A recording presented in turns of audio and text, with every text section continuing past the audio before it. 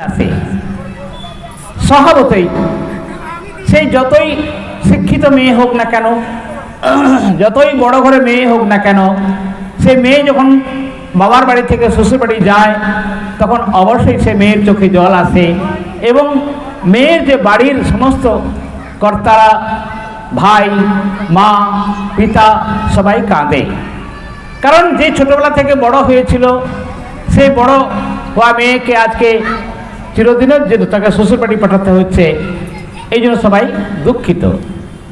আর সেই সময় মেয়েকে যখন বিদায়ী হয়, সেই বিদায়ের প্রাক্কালে কেউ কিছু না কিছু মেয়ের হাতে দেয়। আপনারা দেখবেন এই গ্রামে গঞ্জেও যখন মেয়েকে বিদায় করে, মেয়েকে কেউ কিছু পয়সা দেয়, কেউ সামান দেয়, কেউ জিনিস দেয়, কিছু না কিছু মেয়েকে বিদায় করে, এমনি কেউ খালি হাতে দেয় না। যে যা দিয়েছে দিয়েছে। অন্তিমকালে যখন গাড়িতে মেয়েটি উঠবে, সেই সময় মা, যে মেয়ের মা, কন্যার যে মা, সে এসেছে, এসে সেই মেয়ের হাতে ছোট্ট একটা ডিব্বা দিয়েছে, ছোট্ট একটা ডিবা, এবং ডিবাটা দিয়ে বলছে, মা এই ডিবাটা তুমি এখন খুলবে না, এটা কাউকে দেখাবে না, তুমি এই ডিবার থেকে নিয়ে যখন তুমি রান্না করবে তখন রান্নার সঙ্গে মিশিয়ে দেবে, যখন তুমি কাপড় ধুইবে তখন কাপড়ের সঙ্গে মিশিয়ে দেবে, যখন তুমি খেতে দেবে খাওয়ার পূর্বে এই ডিবাতে কিছু নিয়ে মিশিয়ে দেবে। দেখবে তোমার খাদ্য যে তুমি দান খাওয়াবে খুব স্বাদিষ্ট হবে, কাপড় যে কাচবে ধপধপ করবে, তোমার ব্যবহারে সবাই সুনিশ্চিত হবে। তখন সবাই বলল, কি জাদু আছে রে ডিবাতে। যাই হোক, তখন তার কিছু কথা বলার সে সময় নাই। মেয়ে শ্বশুর বাড়ি চলে গেল, বিদায় হয়ে গেছে। যখন বিদায় হয়ে যায়, শ্বশুর বাড়ি থেকে আপনারা সবাই জানেন বউ ভাত হয়। বউ ভাত মানে কি? বউ রান্না ভাত। কিন্তু এখন আর সেটা হয় না, পূজারী রান্না করে, বউ সেখানে একটু এসে তাদের হাত লাগিয়ে দেয়। যাই হোক, তো সে বউ ভাতের দিন সবাই তাকে বলছে, মা তোমাকে একটু রান্না করতে হবে, তোমার হাতের রান্না সবাই খাবে, আত্মীয় স্বজনরা। তখন সে মায়ের কথা মনে পড়েছে। সে যখন রান্না করে, সে ঘরে ভিতরে দৌড়ে গিয়ে সেই ডিবাটা নিয়ে এসছে এবং ডিবা থেকে কিছু নিয়ে যেন সেখানে মিশিয়ে দিচ্ছে। আপনারা আশ্চর্য করবেন, যখন সবাই খেতে বসেছে, সবাই খাওয়ার সঙ্গে সঙ্গে যেন আঙুল চুষছে এবং সবাই বলছে, ইতনা স্বাদিষ্ট ভোজন, ইতনা মিষ্টি ভোজন, ইতনা স্নেহের ভোজন যেন কখনো খাইনি। সেই বউয়ের বড় সুনাম হয়েছে যে বৌমা এত সুন্দর রান্না করে। যখন বৌমা কাপড় ধুইতে গেছে তার পরের দিন, সেই ডিবা থেকে কিছু মিশিয়ে দিচ্ছে, সবাই বলছে কাপড় যেন ধপধপ করছে। অর্থাৎ প্রত্যেক ক্ষেত্রে সেই নববধূ, সেই নববৌমা যখন তাকে খাওয়ার দিচ্ছে, পোশাক দিচ্ছে, তার মধ্যে সবাই অন্য ভিন্ন এক নবীনতা প্রাপ্ত করছে যে এখানের মধ্যে কি আছে সেই ডিবাতে। আপনারা সবাই জানেন, মেয়ে যখন 8 দিনের মধ্যে অষ্টমঙ্গলা হয় তখন আবার বাপের বাড়িতে ফিরে যায়।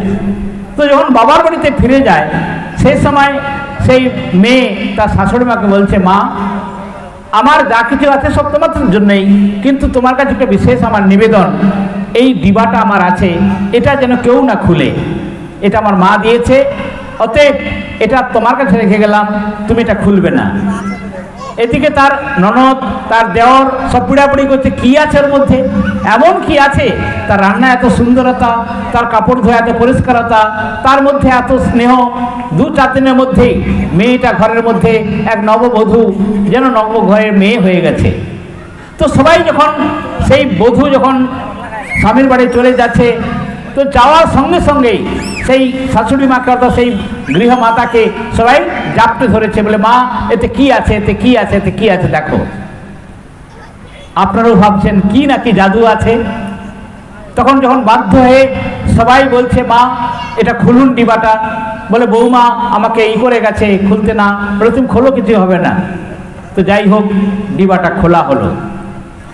ডিবাটা খুলে আশ্চর্য হবেন, ডিবাতে কিছুই ছিল না, একটা ছোট্ট এরকম কাগজের টুকরা ছিল, এরকম কাগজের টুকরা, এবং তাতে একটা শব্দ লেখা আছে। কি শব্দ, কি লেখা আছে জানেন? প্রেম।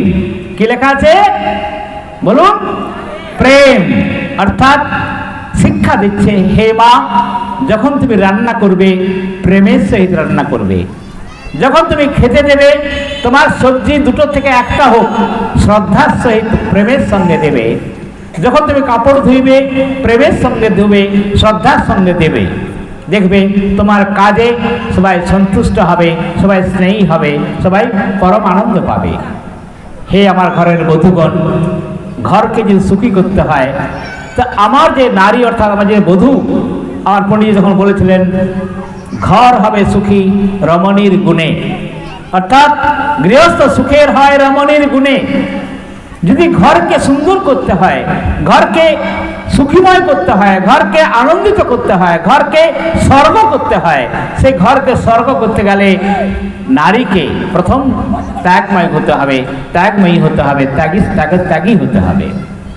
তাই আমাদের এই বেদ মন্ত্রের শিক্ষা দিয়েছে, বেদ মন্ত্রে আমাদের আদেশ দিয়েছে, হে নারী, তুমি শ্বশুরে নন্দাধ্বরী ভব। অর্থাৎ তুমি শ্বশুর বাড়িতে গিয়ে তোমার যত ননদ আছে, যত আত্মীয় আছে, তাকে তুমি আপন করে নাও। স্ত্রী ব্রহ্মা বহুবিধ, বলছে স্ত্রী ব্রহ্মা। ব্রহ্মা কেন? যে বিশেষ বড়, সব থেকে ব্রহ্মা সে বড়। আর ব্রহ্মা জগৎকে সৃষ্টি করে, ঠিক তেমনি হে নারী, তুমি জগৎকে সৃষ্টি করো, অর্থাৎ সন্তান উৎপাদন ইত্যাদি যে শুভকর্ম, সৃষ্টিকে নবযুবক নব সন্তান দেওয়ার জন্য তোমার যে কাজ, তাই তুমি ব্রহ্মা। হে নারী, তুমি সংসারের শ্রেষ্ঠা, তুমি সংসারের সভ্যা, তুমি সমাজের এক নির্মাত্রী। আমার আচার্য বলেছিলেন যে মাতা নির্মাতা, মাতা নির্মাতা ভবতি কখন? যখন সে মায়ের মধ্যে সে নির্মাণের গুণ থাকবে, যখন সে মা বৈদত্ত বৈদিক আদর্শকে জীবনে ধারণ করবে, যে যজ্ঞ করবে। আমি তখন বলেছিলাম নবে প্রপাদ জগবর্জিতানি নবেদ শাস্ত্র ধনিগর্জিতানি স্বাহা সদাকার বিবর্জিতানি শ্মশানি তুল্যানি গৃহানি তানি। হে বধূ, হে নারী, হে মা, একটা ঘরকে স্বর্গ করতে গেলে তোমার প্রথম কর্তব্য, ঘরে যখন অতিথি আসবে, যখন মা তোমাদের বিবাহ হয় তখন একটা মন্ত্র, প্রথমেই মন্ত্র পড়া হয়। যখন মেয়ের হাতে বাবা জল দিয়ে বলছে, মা তুমি বলো তোমাদের যে স্বামী যে অতিথি হয়ে আসে তাকে তুমি বলো সাধু ভবনাস্তাম অর্চয়স্য অর্চয়। হে সাধু, তোমাকে বরণ করছে সেই বধূ, প্রথম জীবনে তাকে বরণ করছে। দ্বিতীয়ত সেই বধূ তাকে বলছে বিস্তরৌ বিস্তরৌ বিস্তরঃ। হে দেব, হে বর, তুমি আসন গ্রহণ করো, তোমাকে আসন দিচ্ছি। অর্থাৎ শ্বশুর বাড়িতে গিয়ে সেই কন্যা, সেই বধূ, সেই নারী সবাইকে অতিথি আপ্যায়ন করবে। যে গৃহে বধূ অতিথিকে আপ্যায়ন করে, অতিথিকে আদর করে, সম্মান করে, সে গৃহে অতিথি আসবে। শাস্ত্র সেখানে বলছে যে গৃহে অতিথি বিদ্বান ব্রাহ্মণ আচার্যের আগমনে ঘর সুন্দর হয়ে উঠবে। সেজন্য এই কাজ কার? বধূর কাজ। সেই এক কাজ কার? ঘরের বউয়ের কাজ, নববধূর কাজ, ঘরকে সুন্দর করে তোলা। তাই হে নারীগণ, আমরা ঘরকে সুখী, ঘরকে সুন্দর, ঘরকে মর্যাদাপূর্ণ করব, যেমন আমার ব্যক্তি জীবন সুন্দর হবে। তাই আজকের ঘরে ঘরে সমস্যা কেন? আজকের ঘরে ঘরে কলহ কেন? আজকের ঘরে ঘরে দ্বন্দ্ব কেন? আজকের ঘরে ঘরে আমাদের মধ্যে এই সমস্যা কেন তৈরি হয়েছে? আমাদের মধ্যে সামঞ্জস্যের অভাব, আমাদের মধ্যে প্রেমের অভাব, আমাদের মধ্যে স্নেহের অভাব, আমাদের মধ্যে করুণার অভাব, আমাদের মধ্যে মানবতার অভাব।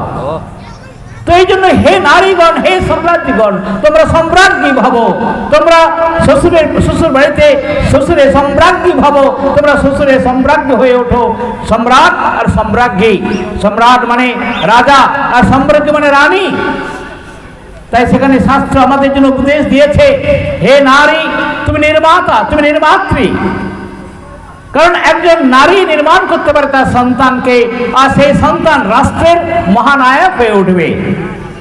আজকে আমরা কথায় কথায় বলি মন্ত্রী চোর, রাজা চোর, অফিসার চোর। আমি প্রশ্ন করি মা, এই মন্ত্রী, এই অফিসার, তারা কি আকাশ থেকে পড়ে গেছে? আজকে বলি যেখানে অফিসে যাবেন সব জায়গায় ঘুষ খায় লোকেরা, সব জায়গায় কাজ করে না। আমি প্রশ্ন করছি, এই লোকেরা কি আকাশ থেকে পড়েছে না মাটি থেকে উৎপন্ন হয়েছে? সে তো কেউ না কেউ আপনার আমার মতো ঘরের সন্তান। তো তাহলে প্রথম থেকে যদি সেই সন্তানকে সুসংস্কার না দেয় মা, সেই পিতা, সেই পরিবার যদি তাকে সংস্কার না দেয়, তার কি হবে? সে চোর তৈরি হবে। কালকে আমাদের পণ্ডিতজি বলেছিলেন যে বাল্যকালে শিশু যদি কোথাও স্কুলে গিয়ে ভুল করে কারো খাতা কলম নিয়ে আসে, মা যদি প্রথম দিন তাকে বাধা না দেয়, প্রথম দিন তাকে উৎসাহ বলে আচ্ছা ঠিক আছে কোই বাত নেই, তার দ্বিতীয় দিনে সে আবার চুরি করবে, তৃতীয় দিনে সে আবার চুরি করবে, চতুর্থ দিনে সে একদিন বড় চোর হয়ে যাবে। তো এই চোর যে তৈরি হলো কার দ্বারা? প্রথম ভুল কার? না মায়ের। প্রথম ভুল কার? পিতা এবং আচার্যের। এই জন্য গৃহকে সুন্দর করতে গেলে আমাদের শাস্ত্র বলছে মাতৃবান, পিতৃবান, আচার্যবান, পুরুষ বেদঃ। এই সংসারে তিনজন যে পিলার, এই তিনজন যে শক্তি সামর্থ্যবান, সেই তিনজনকে সুন্দর স্বার্থমতো হতে হবে। মাকে মার মতো হতে হবে, পিতাকে পিতার মতো হতে হবে, আচার্যকে তার আচরণ বিদ্যা থেকে দান করতে হবে। আর তিনটা ব্যবস্থায় ভেঙে চুরমার। এই তিনটা ব্যবস্থায় আজকে অস্তিত্বহীন হয়ে গেছে। এর কারণ আমাদের মধ্যে বৈদিক শিক্ষার অভাব, গুরুকুলের পরম্পরার অভাব। আমি আপনাদের চ্যালেঞ্জ করছি, কোনো মেয়ে যে গুরুকুলে পড়ে আসে, তার শ্বশুর বাড়িতে বিবাহ হয়, দেখবেন সে মেয়ে যত কষ্ট হোক না কেন তার ঘরের সংস্কারকে ধরে রাখবে। সে 10 টাকা পেলে 8 টাকা খরচা করলে 2 টাকা জমা করতে পারবে। এটা গুরুকুলীয় শিক্ষা। আর আমাদের আজকের বউয়েরা যদি 10 টাকা পায়, এই 10 টাকায় কি হবে? এই 10 টাকায় কি হবে? তার যে স্নো পাউডার কিনতে কিনতে 50 টাকা বেশি খরচা হয়ে যাবে। কিন্তু আজকালকার বধূ যদি যারা গুরুকুলে পড়ে, সে জানে আমার 10 টাকা এসছে, তো 10 টাকা দিয়ে কিভাবে খরচা করব। এই জন্য প্রথম দরকার সুসংস্কার। আর সুসংস্কার যদি না থাকে, একটা ঘরকে সুন্দর করে পরিচালনা করতে পারবে না মা। ঠিক তেমনি পিতা অর্থাৎ তার বাবা, তার স্বামী, যদি সে সংস্কার অভাবে মাতা পিতা মিলে একটা পরিবার তৈরি হবে এবং সেই পরিবারে সুন্দর সন্তান আসবে। তো এটা কিভাবে তৈরি হবে? না, এটা আমাদের তৈরি হবে সুশিক্ষার দ্বারা, গুরুকুলের পরম্পরার দ্বারা। আপনারা সীতা, সাবিত্রী, দময়ন্তী, কলা, লীলাবতী এদের কাহিনী শুনবেন। এই নারীরা গুরুকুলে পড়াশোনা করার ফলে আমাদের মহান মহান পুরুষকে জন্ম দিয়েছেন। মহারাজা শিবাজীর মাতা জিজাবাই এমন মহান ব্যক্তিত্ব, রাষ্ট্রকে রক্ষা করার জন্য এমন মহান সেনাপতিকে তৈরি করেছেন কে? জিজাবাই। আপনি ছত্রপতি শিবাজীর কাহিনী শুনেন, চোখের জল পড়বে, গায়ের রোগটা খাড়ে হয়ে যাবে। এর একটাই মাত্র কারণ, মায়ের কারণে। যে কোনো নারীর, যে কোনো পুরুষের মহানতার পিছনে একটা নারীর সহযোগ অবশ্যই থাকে। তো সেই নারীর মহান কর্তব্য তার সন্তানকে সুসন্তান নির্মাণ করা। আর সুসন্তান যদি নির্মাণ হয়, সুসমাজ তৈরি হবে। সুসমাজ তৈরি হলে সুরাষ্ট্র তৈরি হবে। যে রাষ্ট্রের যে একাঙ্গী, রাষ্ট্রের যে ইউনিট অফ দিস স্টেট, সেটাকে একজন নারী, একজন পুরুষ এবং আচার্য। তো এই সমগ্র রাষ্ট্রকে সমৃদ্ধ করতে গেলে, আমি তখন বারবার কালকে বলেছিলাম, অব্রাহ্মণ ব্রাহ্মণ ব্রহ্মবর্চসি জায়তান। এমন সুন্দর রাষ্ট্রকে নির্মাণ করবে কারা? এমন সুন্দর রাষ্ট্রকে নির্মাণ করার যে কল্পনা নির্মাতৃ ভবতী, মাকে দিয়েছে, পিতাকে দিয়েছে, আচার্যকে দিয়েছে।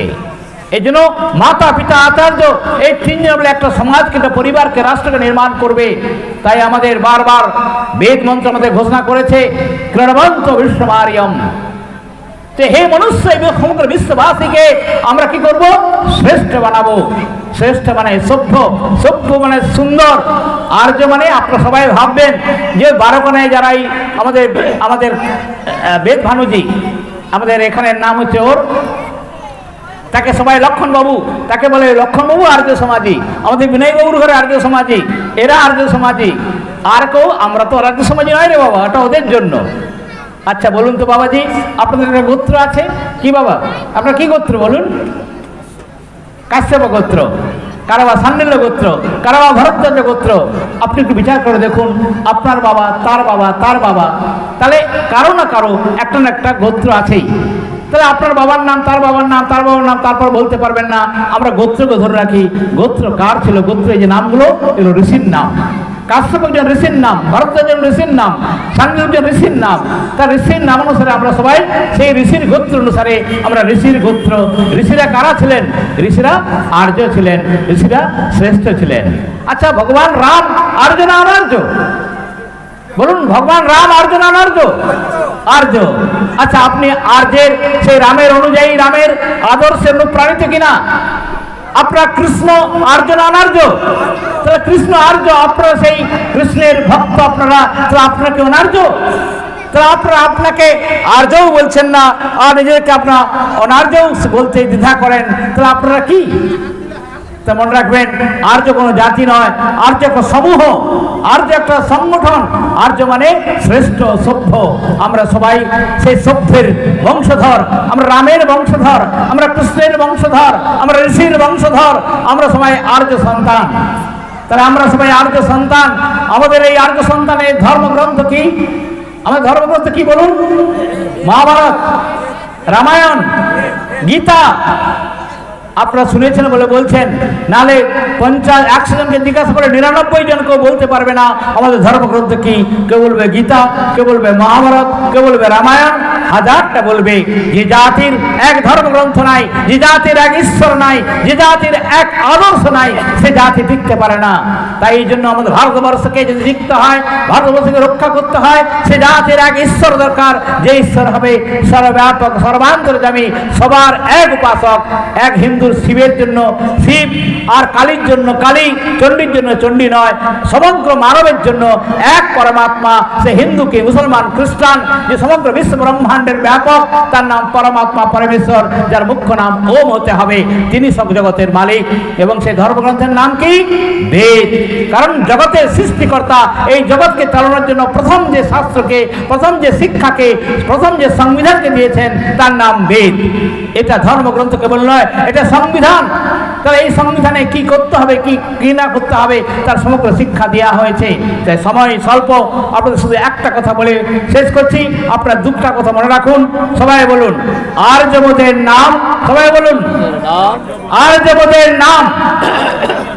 বেদ আমাদের ধর্ম, ওম আমাদের পূজ্য, সত্য সেবা কর্ম। আর্য মোদের নাম, বলো আর্য মোদের নাম, বেদ আমাদের ধর্ম। আর্য মোদের নাম, বেদ আমাদের ধর্ম, ওম আমাদের পূজ্য, সত্য সেবা কর্ম। ওম আমাদের পূজ্য, সত্য সেবা কর্ম। একবার তো বলুন মায়েরা জোর করে, বলুন আর্য মোদের নাম, আর্য মোদের নাম, বেদ আমাদের ধর্ম, বেদ আমাদের ধর্ম। ওম আমাদের পূজ্য, ওম আমাদের পূজ্য, সত্য সেবা কর্ম, সত্য সেবা কর্ম। বলো সত্য সনাতন বৈদিক ধর্ম কি? কমসে কম দুটো শব্দ তো মুখে মনে করে নিয়ে যান। খিচুড়ি খাবেন, ভুলে যাবেন। বৈদের কথা মনে রাখুন, জীবনকে সুন্দর করুন, পবিত্র করুন। ওম শান্তি শান্তি শান্তি।